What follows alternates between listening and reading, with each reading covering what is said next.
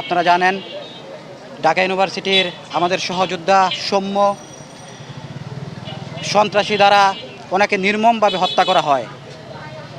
বাংলাদেশ জাতীয়তাবাদী ছাত্রদল এর প্রতিবাদ এবং তীব্র নিন্দা ও প্রতিবাদ জানায় এবং রূপগঞ্জ উপজেলা কাঞ্চন পৌর শাখা আমার সহযোদ্ধা দীর্ঘদিন রাজপথের সহযোদ্ধা পাবেল নিলয় সদ্য আহ্বায়ক সন্ত্রাসী দ্বারা নির্মমভাবে তাকে হত্যা করা হয়। আজ থেকে 6 থেকে 7 মাস হয়ে গেছে, এখনও প্রশাসন নীরব। কেন নীরব?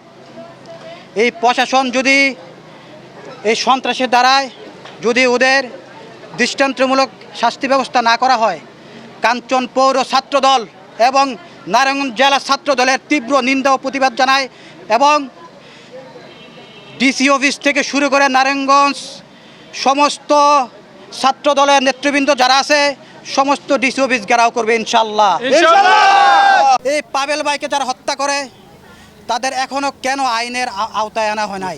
এর মধ্যে এই সরকার আমার মতে ওরা ব্যর্থ। ঠিক। আমার নেতা আগামী দিনের সংসদ মুস্তাফিজুর রহমান দিবু ভাইয়ের নেতৃত্বে আমরা আজকে কাঞ্চন পৌর ছাত্রদল একত্র হয়ে এই সৌম্য হত্যা এবং পাবেল ভাইয়ের হত্যার বিচার না শুধু সারা বাংলাদেশে আন্দোলন ছড়িয়ে দেব ইনশাল্লাহ। আজকে 6 মাস চলে পাবেল ভাই হত্যাকারীদের কোনো বিচার নাই। আমি আমার প্রশাসনের কাছে প্রশ্ন রাখতে চাই, তারা কি বাংলাদেশ ছেড়ে উধাও হয়ে গিয়েছে?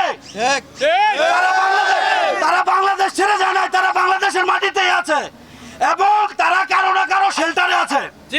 আমি প্রশাসনের কাছে রক্তচক্ষুভাবে প্রশ্ন রাখতে চাই, যাদের শেল্টারে আছে যদি তাদের এগেইনস্টে প্রশাসন কঠোর পদক্ষেপ না নেয় তাহলে আজকের কর্মসূচির পরে আমরা বাধ্য হব রূপগঞ্জ থানা ঘেরাও করে কর্মসূচি দিতে। আমরা চাই আমাদের সাম্য ভাই এবং পাবেল ভাইয়ের হত্যার বিচার এবং আর যদি এই একটা ছাত্রদলের জীবনের প্রাণ যায় তাহলে আমরা এর প্রতিবাদ রাস্তায় নয়, এখন আমরা হয়তো উপদেষ্টার কার্যালয় ঘেরাও করবো, নয়তো আমরা জেলা প্রশাসকের কার্যালয় ঘেরাও করবো। কাঞ্চন পৌর ছাত্রদলের এই হত্যাকাণ্ডের আহ্বায়ক হত্যাকাণ্ডের পিছনে যাদের হাত এবং যারা আসামি তাদেরকে দ্রুত এই আইনের আওতায় আনার দৃষ্টি আকর্ষণ করছি। ছাত্রদলের পাবেল ভাই আজকে 6 মাস হয়েছে হত্যা করা হয়েছে সন্ত্রাসীরা, তার এখন আমরা কোনো পদক্ষেপ দেখতে পাচ্ছি না। স্বৈরাচার সরকারের আমলে পুলিশ যে ভূমিকা রেখেছে বর্তমান সরকারের আমলে পুলিশও সেই রকম ভূমিকা আমরা দেখতে পাচ্ছি। আমাদের ঢাকা বিশ্ববিদ্যালয় ক্যাম্পাস থেকে সৌম্য ভাইকে কিছুদিন আগে হত্যা করা হয়, তারও আমরা কোনো দৃষ্টান্তমূলক আইনের ব্যবস্থা দেখতে পাচ্ছি না। আমরা চাই যে ছাত্রদলের যে নেতাকর্মী হত্যার শিকার হয়েছে সন্ত্রাসীরা, আওয়ামী লীগের সন্ত্রাসীরা যাদের হত্যা করেছে তাদের দৃষ্টান্তমূলক শাস্তির দাবি জানাই।